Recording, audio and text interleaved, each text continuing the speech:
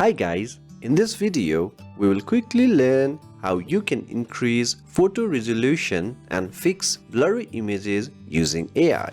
Basically from this small image to this high resolution photo. Let's get started. For more contents like this, please subscribe to our channel and press the bell icon.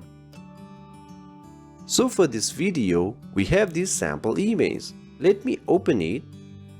You can see it is a very small image and is 100%. If I zoom it, you can see it is blurry. So let's try to improve this image resolution. For that, simply visit this website avaide.com/image-upscaler. Now this site is an AI image upscaling site, and for now it's free. Anyway, choose the magnification you want. I will choose 8x, choose the photo. By the way, the processing might take some time.